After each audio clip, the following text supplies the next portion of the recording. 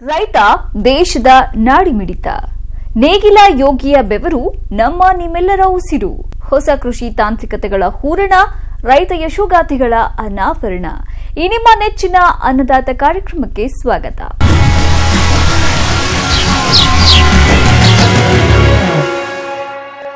ದಾಳಿಂಬೆ ಉತ್ತರ ಕರ್ನಾಟಕದ ಭಾಗದಲ್ಲಿ ಹೆಚ್ಚಾಗಿ ಬೆಳೆಯಲಾಗುತ್ತಿದ್ದಂತ ಈ ಬೆಳೆ ಇಂದು ದಕ್ಷಿಣದ ಬಯಲು ಸೀಮೆ ಪ್ರದೇಶಕ್ಕೂ ಕೂಡ ಹರಡ್ತಾ ಇದೆ. ಈ ಹಣ್ಣಿಗೆ ಮಾರುಕಟ್ಟೆಯಲ್ಲಿ ಉತ್ತಮ ಬೇಡಿಕೆ ಮತ್ತು ಬೆಲೆ ಇರೋದ್ರಿಂದ ರೈತ ಒಳ್ಳೆಯ ಹಣ ಮಾಡಬಹುದು. ಆದರೆ ಒಂದು ಸಮಸ್ಯೆ ಏನಪ್ಪಾ ಅಂತ ಹೇಳಿದ್ರೆ, ಬಹುವಾಗಿ ಕಾಡುವ ಅಂಗಮಾರಿ ರೋಗ. ಒಮ್ಮೆ ಈ ರೋಗ ತೋಟ ಹೊಕ್ರೆ ಸಾಕು, ಹತೋಟಿ ಬಲು ಕಷ್ಟ. ಈ ನಿಟ್ಟಿನಲ್ಲಿ ಬಾಗಲಕೋಟೆ ತೋಟಗಾರಿಕೆ ವಿಶ್ವವಿದ್ಯಾಲಯ ಸಂಶೋಧನೆ ಕೈಗೊಂಡು ಈ ರೋಗದ ನಿಯಂತ್ರಣಕ್ಕೆ ಕೆಲವು ಪರಿಣಾಮಕಾರಿ ಔಷಧಗಳನ್ನು ಕೂಡ ಅಭಿವೃದ್ಧಿಯನ್ನು ಪಡಿಸಿದೆ. ಈ ಬಗ್ಗೆ ಕಂಪ್ಲೀಟ್ ಡೀಟೇಲ್ಸ್ ಇಲ್ಲಿದೆ.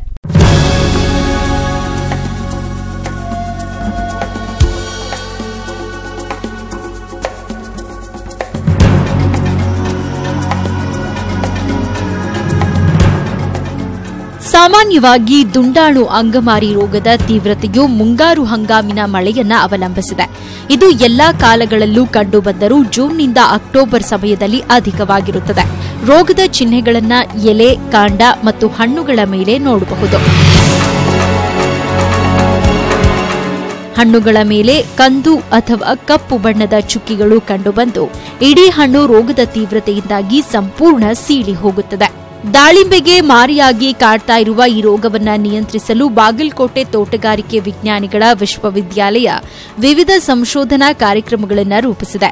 ನಾಟಿ ಹಂತದಲ್ಲಿಯೇ ಸೂಕ್ತ ಕ್ರಮಗಳನ್ನು ಪಾಲಿಸುವುದರ ಜೊತೆಗೆ ರೋಗ ನಿರೋಧಕ ಜೈವಿಕ ಜೀವಾಣುಗಳನ್ನು ಬಳಸುವುದರಿಂದ ಈ ರೋಗವನ್ನು ಹತೋಟಿಯಲ್ಲಿಡಲು ಸಾಧ್ಯ ಅಂತಾರೆ ಇಲ್ಲಿಯ ಸಸ್ಯರೋಗ ಶಾಸ್ತ್ರಜ್ಞರಾದ ಡಾ ಮಂಜುನಾಥ್.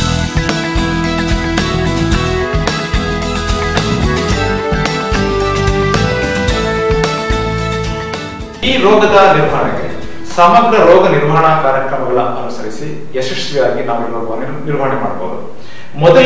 ಮೊದಲನೇದಾಗಿ ರೈತರು ಗಮನಬಿಟ್ಟು ಮಾಡಬೇಕಾದ ಅಂಶ ಅಂದ್ರೆ ರೋಗರಹಿತ ಗಿಡಗಳನ್ನು ನಾಟಿ ಮಾಡಬೇಕು. ನಂತರ ತೋಟಗಳಲ್ಲಿ ಸ್ವಚ್ಛತೆಯನ್ನು ಕಾಪಾಡುವುದು ಬಹುಮುಖ್ಯ ಅಂಶ.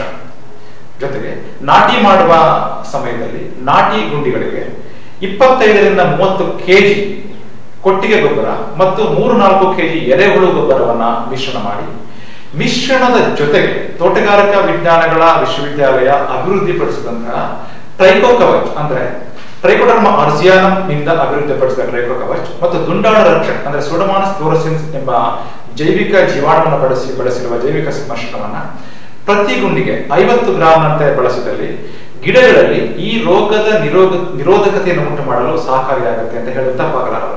ಜೊತೆಗೆ ಬೇರುಗಳ ಬೆಳವಣಿಗೆ ಉತ್ತಮಗೊಂಡು ಆ ಗಿಡಗಳಿಗೆ ಸದೃಢತೆಯನ್ನು ಹೆಚ್ಚಿಸುತ್ತೆ. ಸದೃಢತೆಯ ಜೊತೆಗೆ ವಾಣಿಜ್ಯ ಇಳುವರಿಯ ಅವಧಿಯನ್ನ ದಾಳಿಂಬೆ ಬೆಳೆಗೆ ಅಂದ್ರೆ 14ರಿಂದ 16 ವರ್ಷಗಳ ಕಾಲದವರೆಗೆ ನಾವು ದಾಳಿಂಬೆ ತೋಟವನ್ನು ನಿರ್ವಹಣೆ ಮಾಡಬಹುದು ಅಂತ ಹೇಳಿ ತಪ್ಪಾಗಲಾರದು.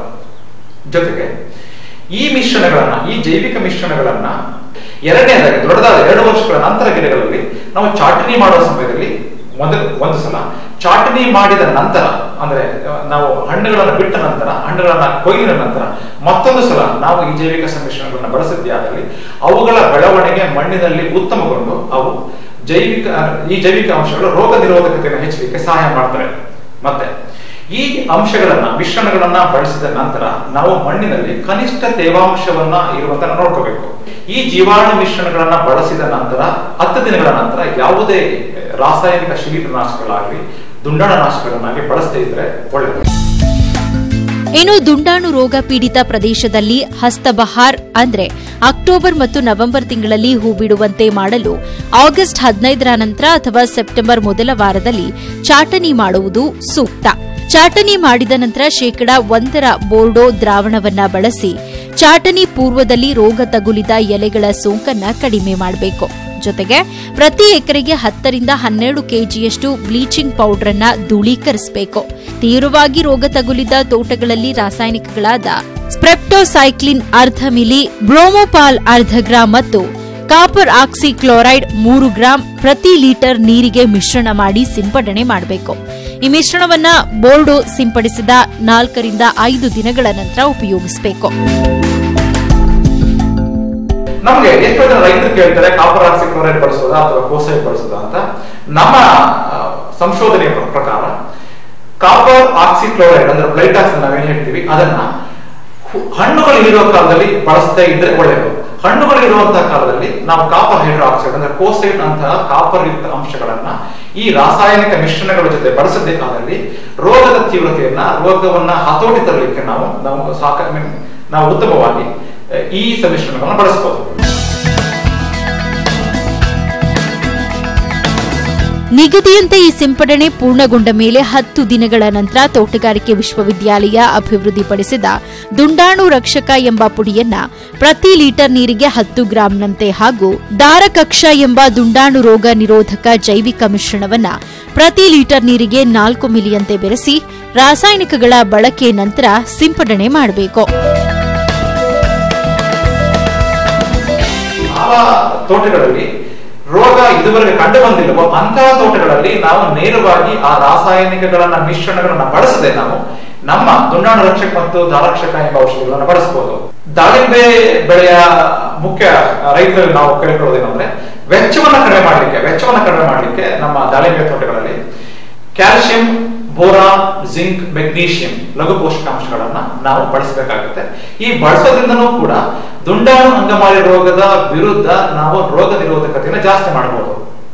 ಕೊನೆಗೆ ನಾನು ರೈತರಲ್ಲಿ ನಿವೇದನೆ ಮಾಡ್ಕೊಳ್ಳೋದೇನು ಅಂತ ಹೇಳಿದ್ರೆ, ದಾಳಿಂಬೆ ಬೆಳೆಯನ್ನ ನಾಟಿ ಮಾಡುವ ಹಂತದಿಂದ ಹಿಡಿದು ಪ್ರಾರಂಭಿಸಿ ನಾನು ಹೇಳಿದ ಚಿಹ್ನೆಗಳನ್ನ ಸೂಕ್ಷ್ಮವಾಗಿ ಗಮನಿಸಿ ಯಾವುದೇ ಚಿಹ್ನೆಗಳನ್ನ ನಿರ್ಲಕ್ಷಿಸದೆ ಕಾಲಾನುಸಾರ ಕಾಲಕ್ಕೆ ಅಗತ್ಯವಾಗಿ ಪೋಷಕಾಂಶಗಳನ್ನು ನೀಡಿ ರಾಸಾಯನಿಕ ಮಿಶ್ರಣಗಳ ನಂತರ ಜೈವಿಕ ಜೀವಾಣುಗಳಾದ ದುಂಡಾಣು ರಕ್ಷಕ ಮತ್ತು ದಾರಕ್ಷಕ ಎಂಬ ಸಮ್ಮಿಶ್ರಣಗಳನ್ನ ಬಳಸಿ ರೋಗವನ್ನ ಯಶಸ್ವಿಯಾಗಿ ನಿರ್ವಹಿಸಬಹುದು.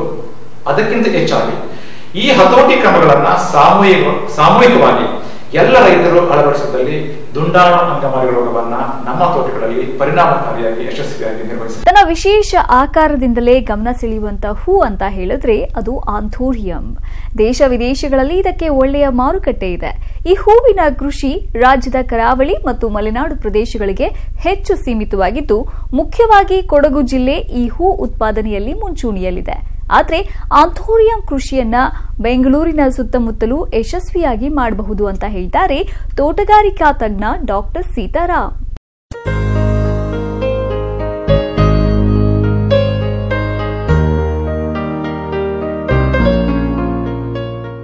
ಇತ್ತೀಚಿನ ದಿನಗಳಲ್ಲಿ ಪುಷ್ಪ ಕೃಷಿಯಲ್ಲಿ ಬಹಳಷ್ಟು ಬೆಳವಣಿಗೆ ಕಾಣ್ತಾ ಇದ್ದೀವಿ. ಆರ್ಥಿಕವಾಗಿ ಪುಷ್ಪ ಕೃಷಿ ಲಾಭದಾಯಕವಾಗಿರೋದ್ರಿಂದ ರೈತರು ಇದರತ್ತ ಹೆಚ್ಚಿನ ಆಸಕ್ತಿ ತೋರಿಸ್ತಾ ಇದ್ದಾರೆ. ಹೂಗಳನ್ನ 2 ರೀತಿಯಲ್ಲಿ ಉಪಯೋಗಿಸಲಾಗುತ್ತೆ. ಒಂದು ಬಿಡಿ ಹೂವಿಗಾಗಿ, ಇನ್ನೊಂದು ಕತ್ತರಿಸಿದ ಹೂವು ಅಂದ್ರೆ ಕಟ್ ಫ್ಲವರ್ಸ್ಗಾಗಿ. ಕಟ್ ಫ್ಲವರ್ಸ್ಗಾಗಿ ಬಳಸೋ ವಿವಿಧ ಹೂಗಳನ್ನ ಸಾಮಾನ್ಯವಾಗಿ ಹಸಿರು ಮನೆ ಅಥವಾ ನೆರಳು ಮನೆಯಲ್ಲಿ ಬೆಳೆಯಲಾಗುತ್ತೆ. ಈ ಕಟ್ ಫ್ಲವರ್ಸ್ಗಳಲ್ಲಿ ಜರ್ಬೇರಾ, ಕಾರ್ನೇಷನ್, ಗುಲಾಬಿ, ಆರ್ಕಿಡ್ ಇತ್ಯಾದಿ ಹೂಗಳ ಸಾಲಿಗೆ ಸೇರೋ ಮತ್ತೊಂದು ಹೂವು ಅಂದ್ರೆ ಅದು ಆಂಥೋರಿಯಂ.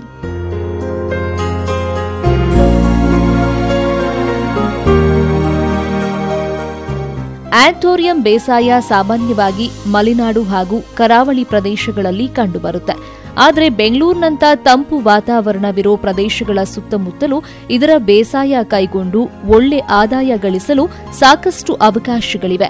ಇದನ್ನ 80% ನೆರಳು ಮನೆಗಳಲ್ಲಿ ಯಶಸ್ವಿಯಾಗಿ ಬೆಳೆಯಬಹುದು ಅಂತ ಸಂಶೋಧನೆಯಿಂದ ಕಂಡುಬಂದಿದೆ. ಆಂಥೋರಿಯಂ ಒಂದು ಬಹುವಾರ್ಷಿಕ ಬೆಳೆ. ಒಂದು ಸಾರಿ ನಾಟಿ ಮಾಡಿದ್ರೆ ಸುಮಾರು 7 ರಿಂದ 8 ವರ್ಷದವರೆಗೆ ಆರ್ಥಿಕ ಇಳುವರಿಯನ್ನ ಪಡೆಯಬಹುದು. ಇಲ್ಲಿ ಮುಖ್ಯವಾಗಿ ಅಂಗಾಂಶ ಕೃಷಿಯಿಂದ ಅಭಿವೃದ್ಧಿಪಡಿಸಿದ ತಳಿಗಳನ್ನು ಬಳಸಬೇಕು. ಸದ್ಯ ಮಾರುಕಟ್ಟೆಯಲ್ಲಿ ಹೆಚ್ಚು ಪ್ರಚಲಿತ ಮತ್ತು ಬೇಡಿಕೆ ಇರೋ ತಳಿ ಅಂದ್ರೆ ಟ್ರಾಪಿಕಲ್ ರೆಡ್. ಇದು ಭಾರತದಲ್ಲಷ್ಟೇ ಅಲ್ಲ, ಪ್ರಪಂಚದಾದ್ಯಂತ ಅಧಿಕ ಬೇಡಿಕೆ ಹೊಂದಿದೆ. ಇದು ಜಾವಿಯಾ ತಳಿ. ನೋಡಲು ಹಾವಿನ ಹೆಡೆ ಆಕಾರದಲ್ಲಿ ಇರುತ್ತೆ. ಇದನ್ನ ಹೆಚ್ಚಾಗಿ ಅಲಂಕಾರಿಕ ಹೂಗಳೊಂದಿಗೆ ಜೋಡಿಸಲು ಬಳಸಲಾಗುತ್ತೆ. ಇದಕ್ಕೂ ಕೂಡ ಮಾರುಕಟ್ಟೆಯಲ್ಲಿ ಉತ್ತಮ ಬೇಡಿಕೆ ಇದೆ. ಇನ್ನೊಂದು ಕೆಂಪು ಬಣ್ಣದ ತಳಿ ಅಂದ್ರೆ ಅದು ಫೈರ್. ಹೆಸರೇ ಹೇಳೋ ಹಾಗೆ ಇದು ದಟ್ಟ ಕೆಂಪು ಬಣ್ಣ ಹೊಂದಿದ್ದು ಗಾತ್ರದಲ್ಲಿ ಸ್ವಲ್ಪ ಚಿಕ್ಕದು. ಕೆಲವು ಹಸಿರು ಬಣ್ಣದ ತಳಿಗಳಿದ್ದು ಹೆಚ್ಚು ಪ್ರಚಲಿತದಲ್ಲಿರೋದು ಮೆಲೋಡಿ. ಇನ್ನು ಆಂಥೋರಿಯಂ ಕೃಷಿಯಲ್ಲಿ ಅಳವಡಿಸಿಕೊಳ್ಳಬೇಕಾದ ಕ್ರಮಗಳ ಕುರಿತು ತೋಟಗಾರಿಕೆ ತಜ್ಞ ಡಾಕ್ಟರ್ ಸೀತಾರಾಮ್ ಹೀಗೆ ಹೇಳ್ತಾರೆ. ಈಗ ಒಬ್ಬ ರೈತ ಸುಮಾರು 500 ಸ್ಕ್ವೇರ್ ಮೀಟರ್ ಜಾಗದಲ್ಲಿ 500 ಚದರ ಮೀಟರ್ನಲ್ಲಿ ಜಾಗದಲ್ಲಿ ಬೆಳೆದ್ರೆ ಒಂದು 5-6 ಬಣ್ಣದ ತಳಿಗಳನ್ನು ಉಪಯೋಗ ಮಾಡೋದಕ್ಕಿಂತ ಒಂದೇ ತಳಿಯನ್ನು ಉಪಯೋಗ ಮಾಡಿಕೊಂಡ್ರೆ ಬಹಳ ಒಳ್ಳೆಯದು. ಯಾಕೆ ಅಂತ ಹೇಳಿದ್ರೆ ನಿಮಗೆ ಒಂದು 300 ಗಿಡ 400 ಗಿಡ ಸ್ವಲ್ಪ ಹಾಕೊಂಡ್ರೆ ಏನಾಗ್ತದೆ ಅಂತ ಹೇಳಿದ್ರೆ ಎಲ್ಲ ಹೂಗಳು ಸ್ವಲ್ಪ ಸಿಗ್ತದೆ, ಮಾರುಕಟ್ಟೆಯಲ್ಲಿ ನಿಮಗೆ ಒಳ್ಳೆ ಧಾರಣೆ ಸಿಗೋದಿಲ್ಲ. ಸೊ ಹಾಗಾಗಿ ಒಂದು 500 ಗಿಡ ಏನಾದರೂ ಹಾಕಿದ್ರೆ ಆ 500 ಗಿಡವನ್ನು ಒಂದೇ ತಳಿಯನ್ನು ಉಪಯೋಗ ಮಾಡಿದ್ರೆ ವಾಸಿ. ಅದೇ 1000 ಗಿಡಗಳನ್ನು ನೆಡೋದಾದರೆ 2 ತಳಿಗಳನ್ನು ನೆಡಬೇಕು ಅಂತ ಹೇಳ್ತಾರೆ. ಇದರೊಳಗೆ ಬೇರೆ ಬೆಳೆಗಳಿಗೆ ಇದನ್ನು ನಾವು ಹೇಗೆ ಹೋಲಿಕೆ ಮಾಡ್ಬೋದು ಅಂತ ಹೇಳಿದ್ರೆ, ಈಗ ಜರ್ಬರ ಅಥವಾ ಕಾರ್ನೇಷನ್ ಬೆಳಿಬೇಕಾದ್ರೆ ಅದನ್ನು ನಾವು ಮಣ್ಣಿನಲ್ಲಿ ಬೆಳಿತೇವೆ. ಆದರೆ ಈ ಬೆಳೆಯನ್ನು ನಾವು ಮಣ್ಣಿನಲ್ಲಿ ಯಾವುದೇ ಕಾರಣಕ್ಕೂ ಬೆಳಲಿಕ್ಕೆ ಸಾಧ್ಯ ಆಗಲ್ಲ. ಯಾಕೆ ಅಂತ ಹೇಳಿದ್ರೆ ಇದಕ್ಕೆ ಸಾಕಷ್ಟು ಗಾಳಿಯ ಒಂದು ಅಂಶ ಬೇಕು ಮತ್ತು ವಾತಾವರಣ ತಂಪಾಗಿರಬೇಕು. ಸೊ ಅದನ್ನು ದೃಷ್ಟಿಯಲ್ಲಿ ಇಟ್ಕೊಂಡು 80% ತೆಂಗಿನ ನಾರಿನ ಪುಡಿ ಮತ್ತು ಇದ್ದಿಲಿನ ಒಂದು ಕಡ್ಡಿಗಳು, ಇದ್ದಿಲು ಮತ್ತು ಹೆಂಚಿನ ಪೀಸ್ಗಳೇನಿದೆ, ಚೂರುಗಳೇನಿದೆ ಅದನ್ನು ಉಪಯೋಗ ಮಾಡಿಕೊಂಡು 20% ನಾವು ಉಪಯೋಗ ಮಾಡ್ಕೊಳ್ತಕ್ಕಂಥದ್ದು. ಈಗ ತೆಂಗಿನ ನಾರು ಪುಡಿ ಸುಮಾರು ಸಾಕಷ್ಟು ಇಂಡಸ್ಟ್ರಿನಲ್ಲಿ ಅದು ದೊರಕುತ್ತೆ. ಅದನ್ನು ತಂದು ನಾವು ಒಂದು ಸ್ವಲ್ಪ ಸ್ಟೆರಿಲೈಸ್ ಅಂತಕ್ಕಂಥದ್ದು, ಅಂದರೆ ಸ್ಟೆರಿಲೈಸ್ ಮಾಡಿದ್ರೆ ಅಂದರೆ ಫಾರ್ಮಲಿನ್ 5% ಫಾರ್ಮಲಿನಲ್ಲಿ ಅದನ್ನು ಚೆನ್ನಾಗಿ ಅದ್ದಿ ಅದರಲ್ಲಿರ್ತಕ್ಕಂಥ ವಿಷಕಾರಿ ಪದಾರ್ಥಗಳನ್ನು ತೆಗೆದುಬಿಟ್ಟು, ಸೊ ಅದನ್ನು ಸುಮಾರು ನಾವು ಈ ಬೆಡ್ಡನ್ನು ಹೇಗೆ ಮಾಡೋದು ಅಂತ ಹೇಳಿದ್ರೆ, ಈಗ ಈ ಭೂಮಿಗೆ ಅದು ಯಾವುದೇ ಒಂದು ಅಟ್ಯಾಚ್ಮೆಂಟ್ ಇರಬಾರ್ದು. ಏಕೆ ಅಂತ ಹೇಳಿದ್ರೆ ಭೂಮಿಯಿಂದ ಬರ್ತಕ್ಕಂಥ ತೇವಾಂಶ ಆಗಲಿ ಅದಕ್ಕೆ ಒಳ್ಳೆಯದಾಗೋದಿಲ್ಲ. ಸೊ ಹಾಗಾಗಿ ಕೆಳಭಾಗದಲ್ಲಿ ಪಾಲಿಥೀನ್ ಹಾಳೆಯನ್ನು ಮುಚ್ಚಬೇಕಾಗ್ತದೆ. ಅದರ ಮೇಲೆ ಈ ನೀರು ಸರಾಗವಾಗಿ ಹೋಗಲಿಕ್ಕೆ ಕಲ್ಲುಗಳು ಅಥವಾ ಇದ್ದಿಲಿನಿಂದ ಕಲ್ಲುಗಳನ್ನು ಒಂದು ಭಾಗ ಮುಚ್ಚಿ ನಂತರ ಈ ಕುಂಡದ ಮಿಶ್ರಣವನ್ನು ಅದಕ್ಕೆ ತುಂಬತಕ್ಕ. ಈಗ ಎಲ್ಲ ಅಂಗಾಂಶ ಕೃಷಿಯಿಂದ ಸಾಕಷ್ಟು ವೃದ್ಧಿಯಾಗಿರೋದ್ರಿಂದ, ಸಂಶೋಧನೆ ಆಗಿರೋದ್ರಿಂದ ಈಗ ಅಂಗಾಂಶ ಕೃಷಿಯಿಂದ ವೃದ್ಧಿ ಮಾಡಿದ್ದ ಸಸಿಗಳು ನಮಗೆ ಸಿಗ್ತವೆ.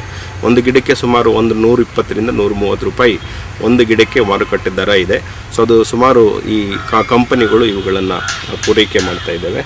ಮತ್ತು 2 ಅಂತರದಲ್ಲಿ ಈ ಗಿಡವನ್ನು ನೆಡ್ಬೋದು. ಒಂದು 45 1.5 ಅಡಿ ಮತ್ತು 1.5 ಅಡಿ, ಅಂದರೆ ಸಾಲಿನಿಂದ ಸಾಲಿಗೆ 1.5 ಅಡಿ ಮತ್ತು ಗಿಡದಿಂದ ಗಿಡಕ್ಕೆ 1.5 ಅಡಿ.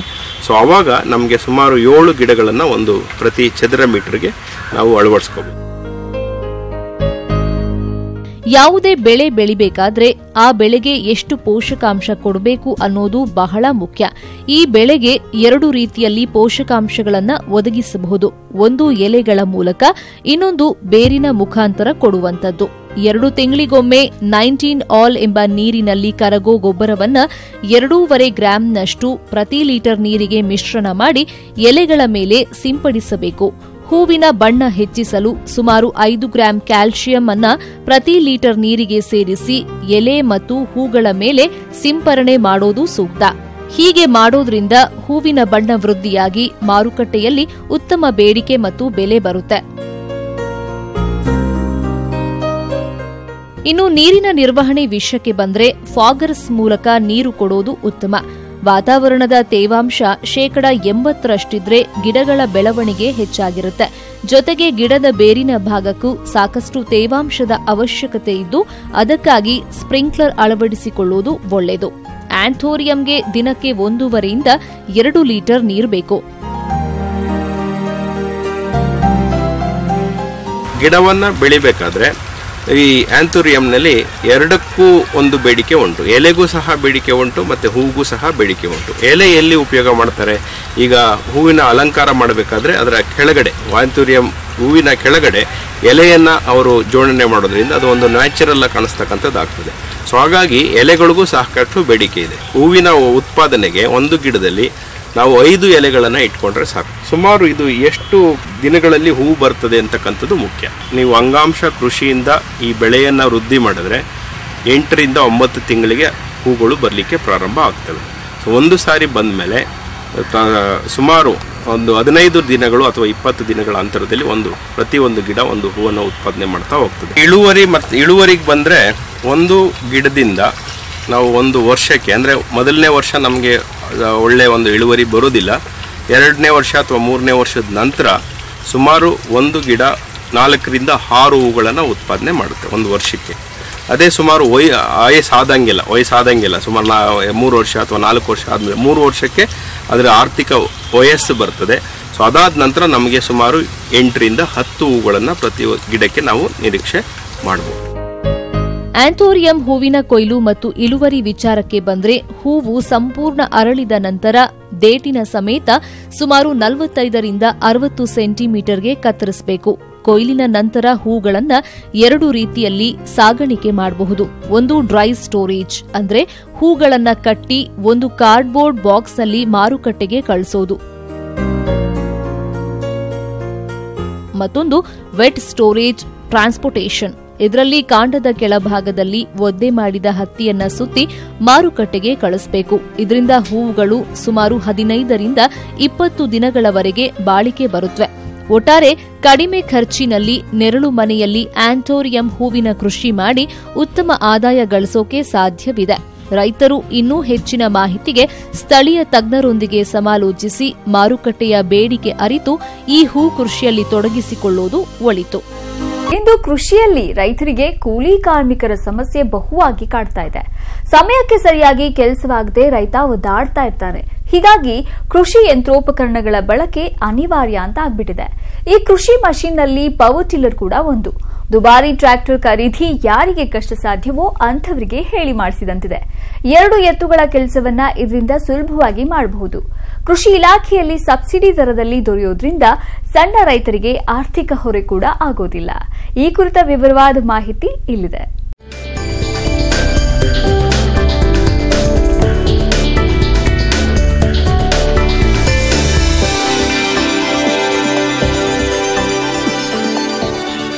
ಪವರ್ ಟಿಲ್ಲರ್ ಅನ್ನೋ ಈ ಒಂದು ಮಷೀನ್ನಿಂದ ಹಲವಾರು ಕೃಷಿ ಕೆಲಸಗಳನ್ನ ಮಾಡಬಹುದು. ಇದು ವಿವಿಧ ಮಾದರಿ ಮತ್ತು ಸಾಮರ್ಥ್ಯಗಳಲ್ಲಿ ದೊರೆಯುತ್ತೆ. ಕೂಲಿ ಕಾರ್ಮಿಕರ ಅಭಾವವಿರುವ ಪ್ರಸ್ತುತ ಸಂದರ್ಭದಲ್ಲಿ ಸರಿಯಾದ ಸಮಯದಲ್ಲಿ ಕೃಷಿ ಕೆಲಸಗಳನ್ನ ಇದರಿಂದ ಮಾಡಬಹುದು. ರೈತರು ಇದನ್ನ ವಿವಿಧೋದ್ದೇಶಗಳಿಗೆ ಉಪಯೋಗಿಸ್ತಾ ಇದ್ದಾರೆ. ಈ ಯಂತ್ರ ಕೃಷಿ ಇಲಾಖೆಯಲ್ಲಿ ಸಬ್ಸಿಡಿ ದರದಲ್ಲಿ ದೊರೀತಾ ಇರೋದ್ರಿಂದ ರೈತರಿಗೆ ಇನ್ನೂ ಹೆಚ್ಚಿನ ಅನುಕೂಲವಾಗಿದೆ ಅಂತಾರೆ ಚಿಕ್ಕೋಡಿಯ ಸಹಾಯಕ ಕೃಷಿ ನಿರ್ದೇಶಕ ಮಂಜುನಾಥ್. ಈ ಪವರ್ ಟಿಲ್ಲರು ಒಂದು ಬಹಳ ಒಳ್ಳೆಯ ಹಾಗೂ ಉಪಯುಕ್ತ ಯಂತ್ರ. ಇದು ಸುಮಾರು 2 ಎತ್ತಿನ ಕೆಲಸ ಅಂತೇವೆ, ಹೊಲದಲ್ಲಿ 2 ಎತ್ತಿನ ಎಲ್ಲ ಕೆಲಸಗಳನ್ನು ಈ ಪವರ್ ಟಿಲ್ಲರ್ ಮುಖಾಂತರ ಮಾಡಬಹುದು. ಸುಮಾರು 11 ರಿಂದ 14 HP ವರೆಗೂ ಈ ಪವರ್ ಟಿಲ್ಲರ್ ಇರ್ತದೆ.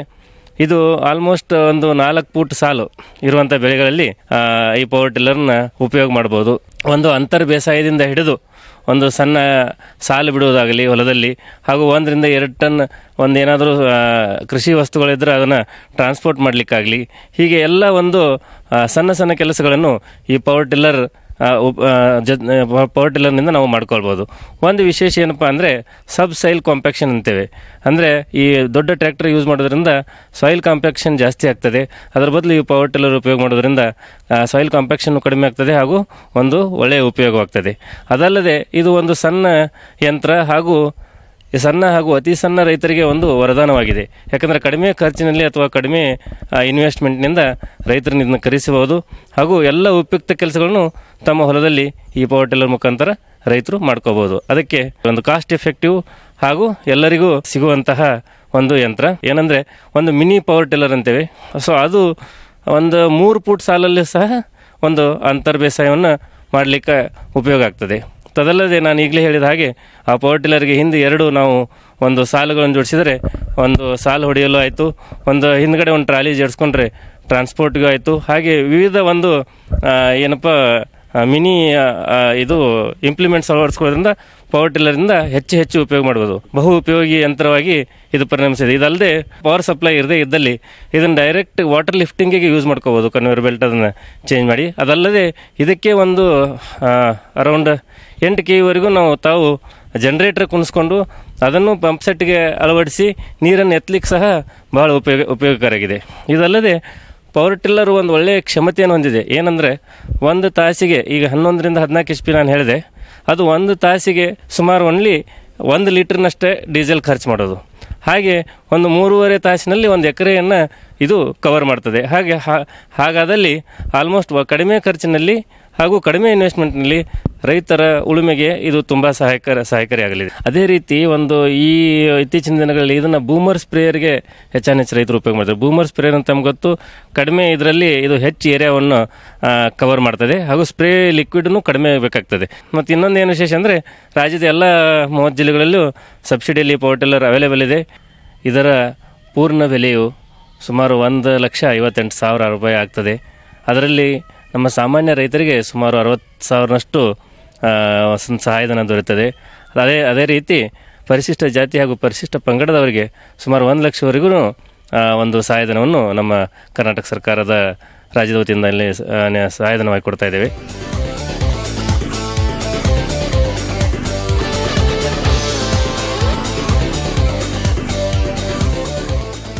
ಒಟ್ಟಾರೆ 16 ಕೃಷಿ ಕೆಲಸಗಳನ್ನು ಮಾಡಬಲ್ಲ, ಕಡಿಮೆ ಸಮಯ ಮತ್ತು ಕಡಿಮೆ ವೆಚ್ಚದಲ್ಲಿ ಸಕಾಲಕ್ಕೆ ಕೃಷಿ ಕೆಲಸಗಳನ್ನು ಮಾಡಿ ಮುಗಿಸುವ ಮತ್ತು ಯಾವ ರೈತರಿಗೆ ಟ್ರ್ಯಾಕ್ಟರ್ ಕೊಳ್ಳೋಕೆ ಸಾಧ್ಯವಾಗೋದಿಲ್ವೋ ಅಂಥವರಿಗೆ ಹೆಚ್ಚು ಸೂಕ್ತವೆನಿಸಿರುವ ಈ ಪವರ್ ಟಿಲ್ಲರ್ ರೈತನ ಮಿತ್ರ ಅಂತಾನೆ ಹೇಳಬಹುದು.